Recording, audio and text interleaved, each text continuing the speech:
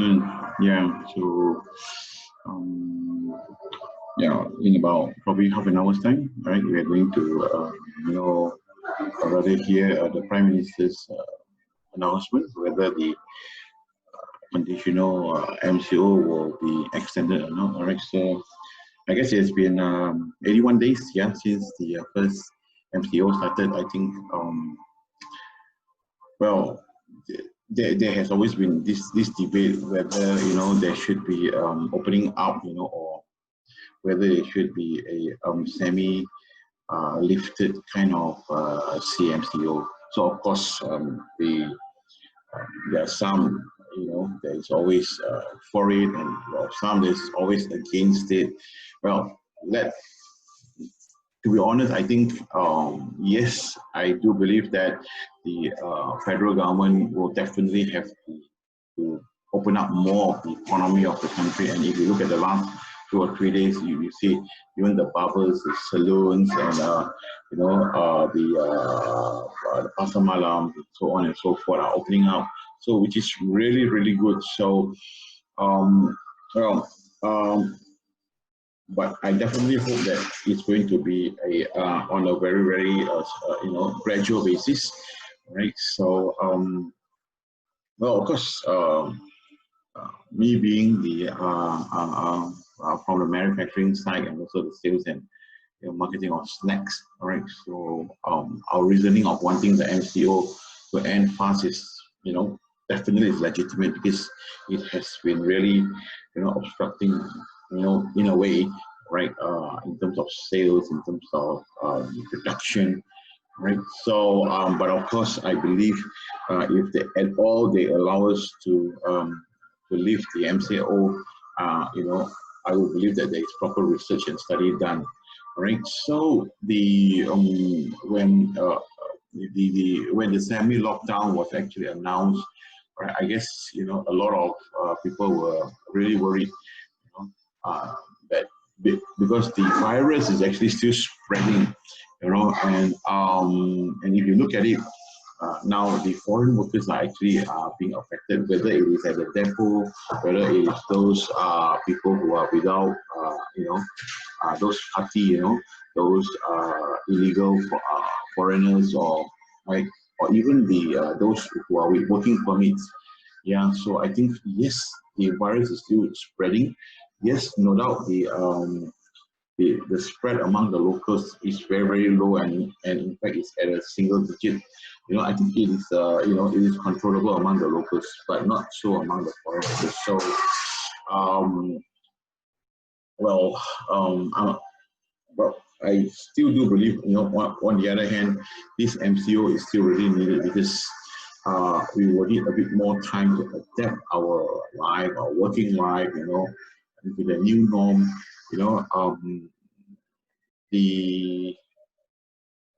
Of course, we slowly, and congratulations to the Ministry of Health and all the frontliners for being able to flatten the curve, and it has worked.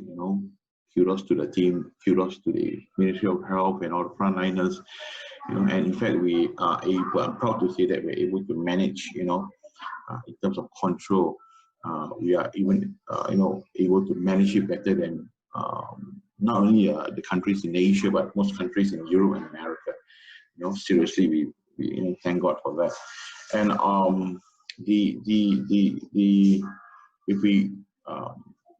the economy is definitely is one big factor. So yeah, we know that we're talking about close to 1 million of people may have lost their income and lose their job because of this MCO or this COVID-19. A lot of businesses have suffered. Maybe 40 to 50,000, businesses would actually have to close down, right? So actually, people are just so worried. Well, no doubt, the government is trying its best, to come up with all sort of stimulus plan. In fact, 2 days ago, the Prime Minister just announced the Penjana, which is further $25 billion or ringgit Malaysia, to help the people, to deal with this downturn of the economy. Well, Yes, no doubt. Many people are just lucky, and in fact, uh, for those who are working from home, in fact, we have taken this opportunity to rest and to spend time with our family. Yeah, yes, in fact, it has been, a good time for some of them. But to be frank, if you look at it, not many have this kind of luxury, right? And yeah, and a lot of them have to rely on the help, on NGOs or governments, to help them to survive. So for those of us, or for those who are actually living in a sheltered life, just ask you this question: do you realize that there are so many Malaysians that who are not so lucky, right? A lot of them, you look around, they are self-employed, all right? And some of them have they are daily wage earners, right? They are actually living from hand to mouth, all right? So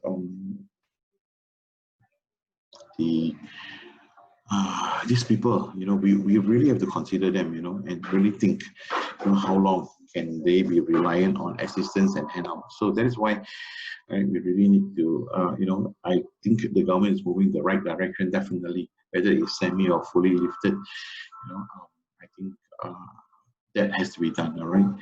So, but of course, if you're going to have this MCO or CMCO for the, for the next few months until year, and I think that is not realistic at all. Right? So lives, we need to continue with our life. Yeah, no doubt we got to learn how to change our lifestyles, as per the new norm, right? But and we need to learn the importance of social distancing, and to keep all the hygiene practices like washing our hands properly and keeping ourselves and our clothes clean. Wearing the mask when we go out. So yes, no doubt. And if you look at it, the last couple of weeks, in fact, most not only the malls, the hypermarkets, the restaurants, the hotels, and a lot of these companies are basically complying to the rules and regulation. I would say above 97% or 95 to 97% people are really compliant. And seriously, comparing to many countries around us, I think we have all reasons to be proud, of the Malaysians. I'm really proud of you guys, Malaysians. Really, really proud of you. Right? So, well, I guess let's wait and see. I think not only that they, with the government, with the Ministry of Health, we have done so well. With all the frontliners, they have done their part, and Malaysians doing their part. I think this can work. This can work. So, and we need to realize that, as I've said, as the government have said many times, we need to change our lifestyle. We need to take social distancing seriously, and to practice better cleanliness and hygiene as usual. It's slowly, we must control it rather than letting it, taking a control of it. So, once again, as I've, this is from the Ministry of Health. In fact, yesterday they were saying that, when the conditional movement control order will be extended or lifted, well, so before, it is answered by 3 o'clock in a while. So let us see, they were actually assessing the situation of the COVID-19 infection in our country. And in fact, they say, the infection cases among the local people is decreasing, and it remains at a single digit. Right? Yeah, once in a while there's a spike up, but that also is because of the foreign workers. But and it is close, very, very close, in fact, to the MOH projection. And the factor contributing to the precision of this project is the compliance of Malaysians. So the Ministry of Health actually says, well done to all of us, and a big thank you, to the security team, such as the police, the army, the RELA, all the different agencies, that they have to be so firm against that few percent minority who are still stubborn. Now, however, as they were saying that the foreign citizens, especially the foreign workers who have, in fact, those who have working permit, they are still not complying to the SOP like how we do. Yes, when they are in the factories, when they are in the office, they are obeying the SOP. But when they are back home, especially where they are staying in cramped conditions. They are living in the rumah kongsi. Actually, they don't have a choice. They're talking about 10, 15 people, 20 people living in one small little area. Oh my goodness, so, and they are foreign workers, who came to our country because, they are very poor, right? And if given a choice, I think many of them, would definitely want to stay on with their families, in their own country. No one would want to choose to work and to live in such an environment. Now, we shouldn't think that the increase of positive cases among the foreign workers is not our problem. Foreign workers are from Bangladesh, Nepal, Myanmar, Pakistan, Indonesia. You like it or not, they are already part of our community. And in fact, some of them will live in place provided by employers, such as the construction site that it was so mentioned so often the last 2 weeks. While foreign workers or other sectors mostly live, in our neighborhood. So yeah, and some of them, it's rightly said by the Ministry of Health that they are actually among us. They are living among us. They are our neighbors. So these are the people who we hang out regularly with, we rub shoulders with them, when we are buying food in the supermarket, and for those who are Muslims, they actually go to the same mosque that they pray. And somehow, as I've said, you like it or not, they are already part of society. So when the problem of the COVID-19 is with the foreign workers, meaning to say it is still a problem to us. Now, the role that we can play, all right, of course, is to ensure that not only the Malaysians, but also the foreign workers to obey the SOP, especially when they're in public, especially when they're at home. So employers, in fact, needs to play a bigger role.